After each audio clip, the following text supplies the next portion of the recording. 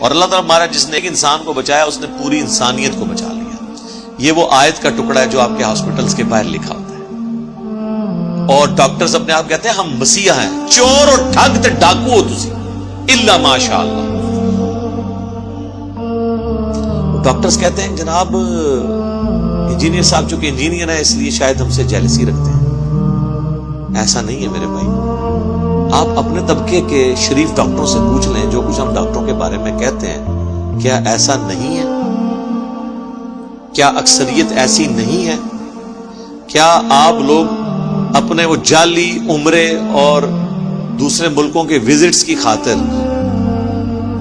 100 روپے کی دوائی ہزاروں روپے میں نہیں لکھ دیتے اسی فارمولے میں مہنگی کمپنیوں کی, صرف اس لیے کہ وہ کمپنی آپ کو کھلاتی ہیں؟ جو یہ ہمارا سسٹم چل رہا ہے میڈیکل ریپ والا, کیا آپ یہ لوگ نہیں کرتے؟ حرام کے پیسوں میں عمرے کرنے گئے ہوئے ہوتے ہیں. وہ جی گفٹ ہے, گفٹ ضرور لیں لیکن آپ فارمولا لکھ کے دیں, دوائی نہ لکھ کے دیں. جس طرح باہر کے ملکوں میں ہوتا ہے ڈاکٹر تو دوائی نہیں لکھتا, وہ صرف سمٹمز بتاتا ہے, پھر فارماسسٹ جو ہے نا وہ لکھتا ہے کہ ہاں جی اس کو یہ سالٹ چاہیے, یہ ٹھیک ہو جائے گا. اور یہ آپ ڈاکٹرز کے پاس, اگر آپ ڈاکٹرز آپ کو دوائی مہنگی لکھ بھی دیں نا, پریشان نہ ہوا کریں, سیدھا ہے میڈیکل سٹور پہ, ان کے پاس ایک بک پڑی ہوئی ہوتی ہے, اس دوائی کا سالٹ ان کو بتائیں کون سا ہے. آپ عام آدمی بھی جو تھوڑی سی انگریزی پڑھ سکتا ہے وہ سالٹ میچ کرے, آپ کو BCO دوائی مل جائے گی. آپ حیران ہوں گے کہ 400 روپے کا کیپسول آپ کو 10 روپے میں مل جائے گا اسی سالٹ کے اندر. وہ 400 روپیہ اپنے برانڈ کا لے رہا ہوگا کیونکہ اس نے 400 میں سے 300 روپیہ ڈاکٹر کو یا 200 روپیہ کھایا ہوگا, 100 روپیہ اپنی جیب میں ڈالا ہوگا, اس لیے وہ 400 قیمت. چاند ایک دوائیاں کریٹیکل ہو سکتی ہیں جو مہنگی کمپنیوں کی ضروری ہیں, ادروائز ہو سکتا ہے یہاں پہ کسی حافظہ اللہ, کسی دامن برکات مالیہ نہیں نہ بنائی ہو, الٹا کھانے الٹا ہی ہوتے تھے, کوئی ریئیکشن ہو جائے, یہ بھی چانس ہوتے ہیں, اس لیے بھی لوگ مہنگی دوائیں لیتے ہیں. اور بعض لوگ جب تک مہنگی دوائی نہ ان کو آرام بھی نہیں آتا کیونکہ نفسیاتی طور پہ وہ مانتے ہی نہیں کہ یہ دوائی ہے, یہ بھی ہو جاتا ہے. تو یہ ڈاکٹرز کیا کر رہے ہوتے ہیں؟ مشورہ فیس 1000 روپیہ, 5000 روپیہ, 10,000 روپیہ مشورے کا. ہم نے تو ایسے بھی لوگ دیکھے ہیں جو 50 روپے فیس لیتے ہیں, ان کے پاس سینکڑوں لوگ روزانہ آتے ہیں. بھائی وہ بھی تو کھا ہی رہے ہیں. یہی وجہ آپ دیکھیں یہ کروڑوں کماتے ہیں, ان کی اولادیں ان کو کتے کی طرح ٹریٹ کرتی ہیں, ان کی تعفن زدہ لاشیں چھوڑ کے وہ چلی جاتی ہیں, ان مرے ہوں کے وہ انگوٹھے لگواتے ہیں ان سے ہتھیار, کیونکہ حرام کے پیسے پہ انہوں نے ان کو پرورش کی بھی ہوتی ہے نجائز لوگوں کے ساتھ. آپ کو پتا پچھلے دنوں ہاسپٹلس کے بارے میں آیا تھا, کرونا کی وجہ سے جو لوگ مرے تھے یا نہیں مرے تھے اس کھاتے میں ڈال کے وہ ڈاکٹر جو ہے لاشیں والے نہیں کرتے تھے, اتنے لاکھ لا کے رکھو تب لاش دیں گے. تو اب ظاہر ہے عزت بیزتی کا مسئلہ لوگوں کا بن جاتا ہے, اتنے ظالم ہوتے ہیں. بھائی جو جینون خرچہ بنتا ہے وہ آپ لیں, اور اس کے لیے حال یہی ہے کہ گورنمنٹ سارے میڈیکل سیٹ اپ کو اپنے انڈر لے. اگر یہ پرائیویٹ ہاسپٹلس کے اوپر, پرائیویٹ ڈاکٹرز کے اوپر چھوڑ دیں گے تو وہ تو آپ کی چمڑی اتاریں گے. وہ تو ایسے ظالم ہیں کہ وہ پریکٹس تو کرتے ہیں سرکاری ہاسپٹلس میں لیکن شام کو مریضوں کو اپنے کلینک پہ بلا لیتے ہیں, حالانکہ انہیں پتا ہے کہ کوئی اتنا بڑا مسئلہ نہیں ہے, اور دنیا جان کا ٹیسٹ لکھ کے دے دیتے ہیں, تجربے کرتے ہیں, دوائیاں ایسی ایسی لکھ کے دیتے ہیں ان کو کہ تاکہ پہلے ان کا معدہ خراب ہو پھر معدے کی دوائیاں ان کو دیں. تکلیف پتے کی ہوتی ہے, دوائی معدے کی لکھ دیتے ہیں, اور وہ 10-10 سال کھلاتے رہتے ہیں. پتا تو پھر اینڈ پہ پتا بھی نکلتا ہے, معدہ بھی فارغ ہو جاتا ہے, اور ڈیلائسس پہ بھی معدہ چلا جاتا ہے. یہ تو مطلب ہمارے سامنے کئی کیسز ہیں. مجھ سے تو کوئی بھی میڈیکل ایشو ڈسکس کرے تو میں اس کے سامنے رکھتا ہوں, بھائی یہ بھی ہو جاتا ہے, اس میں یہ بھی ہو جاتا ہے, یہ بھی ہو جاتا ہے. جن جن تجربوں سے کم از کم ہم گزر کے یعنی میچور ہوئے ہیں, کم از کم تمہیں تو ان تکلیفوں سے نہ گزرنا پڑے. اور یہ آیت بار لکھی ہوتی ہے جس نے ایک جان کو بچایا اس نے انسانیت کو بچا لیا, اور بچانے کے لیے کوئی نہیں بیٹھا ہوتا. وہ ایک جان جو بچا رہے ہوتے ہیں وہ اپنی جان بچا رہے ہوتے ہیں, یعنی آپ سے پیسے ہتھیا کے, اور عوام پہ ظلم کر رہے ہوتے ہیں. لیکن اگر آپ جناب گوروں کے ملکوں میں چلے جائیں جناب, وہاں آپ کو انسانیت کی قدر, جانوروں کی قدر بھی نظر آئے گی. واقعی وہ لوگ تن من دھن لگا دیتے ہیں بندوں کو بچانے کے لیے, ادھر کیا کچھ نہیں کرتے ہیں. آئے دن تو یہ تولیے پیڑ میں بھول جاتے ہیں, کینچیاں تک بھول جاتے ہیں, یعنی 2 یا 3 کینچیاں لے کے گئے وہ بھی ریٹریو کرنا بھول جاتے ہیں, ان میں سے بھی ایک پیٹ میں سے نکلتی ہے. آپریشن خراب ہو جاتا ہے. مجھے میرے آفس کے کلیگ بتانے لگے, ان کی جو وائف ہے وہ گائنی کی ڈاکٹر,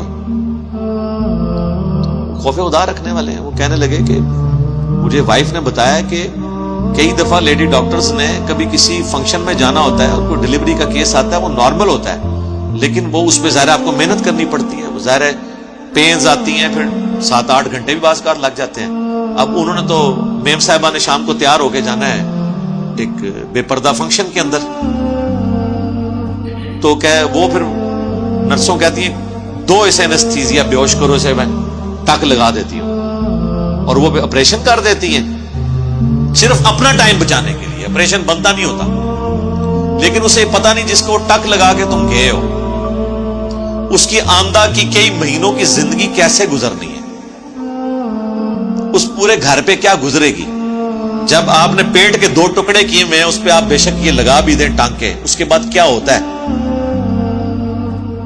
وہ عورت بیچاری گھر کے کام کس طرح مینج کرے گی, اس کے اگر چھوٹے چھوٹے بچے ہیں اس کو کیسے مینج کرے گی, کپڑے دھونا, کھانے پکانے کے معاملات, اور پھر ہر وقت یہ بھی دھڑکا لگا رہے کہ ان زخموں کے اندر پیپ نہ پڑ جائے, اور اکثر اوقات پیپ پڑ جاتی ہے, پھر اس کی صفائی کرانا. کئی بار پھر وہ صفائی کرنے میں زخم اتنا خراب ہوتا ہے کہ اس عورت کی ڈیتھ بھی ہو جاتی ہے. لیکن وہ اس میم صاحبہ نے اپنے ایک فنکشن کی خاطر اس عورت کو اس تکلیف سے, پورے خاندان کو اس اذیت سے گزارا. تو قاتل ہے وہ جان نہیں بچا رہی, وہ قاتل ہے اس پورے خاندان کی. یہ کر رہی ہوتی. آج آپ چلے جائیں, آپ کو درجنوں لیڈی ڈاکٹرز میں سے ڈھونڈنے سے ایک ملے گی جو آخری درجے تک نارمل ڈلیوری کروانے کی کوشش کرے, جس نے حلال کی کر کے کھانی ہے. لیکن سر آپ امریکہ میں چلے جائیں, ہمارے پاس تو ہمارے تو کئی رشتہ دار وہاں پہ رہتے ہیں, وہ کہتے ہیں کچھ شاذ و نادر سننے میں ملتا ہے سیزیرین, ورنہ نارمل ڈلیوریز ہوتی ہیں. یار ہماری صحتیں ان سے اچھی, ہماری امیونٹی پاور ان سے اچھی, ہماری لائف, ہماری عورتیں زیادہ ٹف ہیں گھروں کے کام کرنے کے اعتبار سے. وہ وہاں پہ مینج ہوتا ہے, یہاں پہ نہیں ہوتا, صرف اس لیے کہ وہاں کے ڈاکٹرز ایماندار ہیں, ان کو پتا ہے کہ یار اس کو تکلیف نہیں دینی. ڈاکٹرز کو چھوڑ دیں یار, پولیس والوں کو دیکھا ہے سامنے ان کا چور آ جاتا ہے نا, ایسا چور جو ان پہ گولی بھی جس نے چلائی ہوتی ہے وہ اس پہ گولی نہیں چلاتے, حالانکہ انہیں اجازت ہوتی ہے, آخری درجے تک ڈرتے رہتے ہیں کہ یار اس کو مارنا نہ پڑے, کہیں ماری نہ جائے. اس لیے نہیں کہ ان کی کو پکڑ ہو جائے گی, پکڑ کب ہونی ہے سیلف ڈیفenس کے اندر, ان کو ہوتا ہے یار انسان ہے. آپ ذرا نیٹ جیو کے اوپر کبھی واقعات یہ دیکھیں, وہ پولیس آفیسرز اپنے واقعات سناتے ہوئے خود رو پڑتے ہیں. بندہ مرا نہیں ہوتا, وہ یہ بتاتے ہوئے رو پڑتے ہیں کہ وہ آ گیا تھا میرے اس کے نیچے, میں مار سکتا تھا اسے لیکن میں نے نہیں مارا. اتنے رقیق القلب. یہاں پہ جناب ایسے ظالم ہیں, روزانہ موتیں ڈاکٹر دیکھتے ہیں, لیکن آپ دیکھ لیں کہ ان کو فرق نہیں پڑتا, پھر آگے ذبح کرتے ہیں, اپنی سامنے ڈیتھس دیکھ رہے ہوتے ہیں, اور انہی ہاسپٹلز کے اندر وہ نرسوں کے ساتھ باقی جو کوئی غریب عورتیں آ جائیں ان کے ساتھ اپنے افیئر چلا رہے ہوتے ہیں. انسان موت کو اتنے قریب سے دیکھے تو انسان کو تو حیا آ جانی چاہیے, اور آتی ہے. میں نے خصوصاً فوج کے اندر تو بہت لوگوں کو دیکھا ہے جو بارڈروں پہ گئے ہیں نا, پکے مسلمان ہو کے واپس آئے ہیں. یہ ابھی ایک جیو پہ پروگرام چلا تھا کیپٹل ٹاک میں نا, منیف فاروق جیلم سے ہی ہیں آج کل, وہ کیپٹل ٹاک کر رہے ہیں. تو اس 6 ستمبر کے اوپر انہوں نے ایک شہید کے گھر والوں کا انٹرویو کیا. ان کے والد صاحب بھی کرنل پنڈی میں, اور ان کا بیٹا جو ہے وہ کیپٹن تھا, وہ شہید ہوا. تو اس کی وہ تصویریں دکھا رہے تھے جب وہ کیپٹن بنا ہے, کلین شیو اور بڑا ہو, اور جب وہ شہید ہوا ہے اس کی داڑھی تھی ماشاءاللہ. بارڈر پہ جب بندہ جاتا ہے اور پتہ ہے جب آپ ایک دن پہلے اکٹھے بیٹھ کے 4-5 دوست روٹیاں کھا رہے تھے اور آپس میں مذاق کر رہے تھے, اگلے دن آپ اس کے گوشت کے ٹکڑے اٹھا رہے ہوتے ہیں اپنے ساتھی کے. ظاہر ہے جی بارودی سرنگوں میں جب بندے مرتے ہیں, خودکش حملوں میں مرتے ہیں, تو وہ تو پوری لاش بھی نہیں ملتی. تو سر بڑے بڑے لوگوں کو آخرت یاد آ جاتی ہے. اس لیے آپ دیکھتے ہیں جتنے لوگ پھر بارڈروں پہ جاتے ہیں نا, پہلے تو بڑے وہ ڈیشی قسم کے ہوتے ہیں, لیکن جو وہ وقت اپنا گزارتے ہیں, داڑھی آ جائے گی, شرافت آ جائے گی, متانت آ جائے گی, موت کو قریب سے دیکھتے ہیں. اور خصوصاً جب ریٹائر ہوتے ہیں نا, تو زیادہ تر میں نے سب سے زیادہ عام فورسز میں لوگ دیکھے ہیں وہ دین کی طرف آ جاتے ہیں. اس کی ریزن یہ نہیں ہے کہ وہاں کو ماحول بہت زیادہ مذہبی ہے. ضیاء الحق کے بعد کافی مذہب کی طرف ہے جھکاؤ. اصل چیز ہے موت جب آپ قریب سے دیکھ لیتے ہیں نا, تو مسلمان جب موت کو قریب سے دیکھتا ہے نا تو کسی بھی وقت وہ ٹریگر ہو جاتا ہے اور آخرت کے ساتھ اورینٹڈ ہو جاتا ہے. لیکن مجھے ڈاکٹروں پہ آتا ہے کہ یار تم تو روزانہ لاشیں دیکھتے ہو, تمہیں کوئی خوف خدا نہیں آتا. اور آیتیں تم لوگوں نے باہر یہ لکھ کے لگائی ہوئی ہیں, وَمَنْ أَحْيَاهَا فَكَأَنَّمَا أَحْيَا النَّاسَ جَمِيعًا, جس نے ایک انسان کو بچایا اس نے پوری انسانیت کو بچا لیا. اور جب کوئی ان کو سمجھاتا ہے کہتے ہیں نہیں دیکھیں ہمیں ٹارگٹ کر لیا. اگر آپ ایسا کرتے ہیں اور آپ کو کوئی سمجھا رہا ہے تو وہ آپ کے ساتھ خیر خواہی کر رہا ہے. خدا کے لیے آپ کے اوپر بھی یہ برا وقت آ سکتا ہے. اور کئی ڈاکٹرز کی آپ کو سٹوریاں پتہ چلی ہیں نا, ان کے اپنے بچے ایکسیڈنٹ میں, زندگی موت کی کشمکش میں ہے, اور جناب پبلک اٹھا کے لائی ہے. انہوں نے کہا جی پہلے پیسے لا کے رکھو پھر علاج کریں گے. انہوں نے کہا اب یہ پتہ ہی نہیں ہے کون بندہ ہے.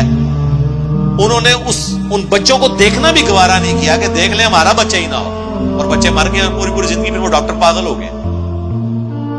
کو سزا ملی, حالانکہ ان کے پاس اتنا پیسہ ہے کہ یہ کسی غریب آدمی کا مفت بھی علاج کر سکتے ہیں. کئی ڈاکٹرز ہیں ابھی بھی دیکھیں, وہ ان کے پاس آپ مریض لے جائیں, وہ کہتے ہیں یار پیسے بعد میں دیکھیں گے, ابھی فی الحال اس کا علاج کرنا ہے ہم نے. اور پھر وہ بعد میں کہتے ہیں نہیں ہے یار ٹھیک ہے ہم زکات فنڈ میں سے اسے ایڈجسٹ کر دیں گے. لیکن یہ نہیں ہے کہ ظلم کریں. آپ شوکت خانم میں چلے جائیں, کروڑوں روپے کا علاج لوگوں کا مفت ہو رہا ہوتا ہے, کوئی کسی کی سفارش نہیں ہے, بس آپ ڈیزرونگ ہیں جائیں, آپ کو وہ ہینڈل کریں گے. خوف خدا رکھنے والے بھی لوگ موجود ہیں جو واقعی اس کا یعنی عملی نمونہ ہے کہ جس نے ایک جان کو بچایا گویا اس نے پوری انسانیت کو بچایا. پیغمبروں کا بھی کام سمجھانا ہے اور پیغمبروں کی دعوت آگے لے کے چلنے والوں کا کام بھی سمجھانا ہے. اور آپ دیکھیں کوئی شخص آپ کی آخرت کی فکر کر رہا ہے اور پیسے نہیں آپ سے لے رہا, اور اربوں سال کی زندگی آپ کی مینج کر رہا ہے. دنیا میں چند سالوں کا, چند ٹکوں کا آپ کو کوئی نفع پہنچا دے, آپ پوری زندگی یاد رکھتے ہیں, چاہے اس کا احسان مانے یا نہ مانے, دل میں تو ہوتا ہے یا اس نے میرے ساتھ نیکی کی تھی. اور جو آپ کے ساتھ اربوں سال کی ہمیشہ کی زندگی کی نیکی کرے, آپ کے لیے دیکھیں نہیں ہمیں تو ٹارگٹ کیا ہوا اس نے, ہمیں ٹانٹ کر رہا ہے. اللہ کا شکر ادا کریں کہ آپ کو کوئی سمجھا رہا ہے آپ کی خاطر, اس میں اس کا اپنا کوئی فائدہ نہیں ہے, آپ کا فائدہ ہے. اس کا تو فائدہ بولنے پہ ہی ہو گیا. تو ڈاکٹر اسرار صاحب فرماتے تھے نا کہ جو کسی کو ہدایت کی طرف بلائے اسے ہدایت ملے یا نہ ملے اس کی اپنی ہدایت ہوگی, کیونکہ وہ کامیابی کی جو 4 شرائط ہیں ان میں سے جو آخری 2 مشکل شرطیں جڑیاں میں ہی پوریاں کرنی نے, ٹھیک ہے, پہلی 2 تے سارے نے پوریاں کرنی نے. الا الذین آمنوا وعملوا الصالحات, جو ایمان لے نیک اعمال کریں, جی جی سارے خوش نے, اگے کام ٹورو.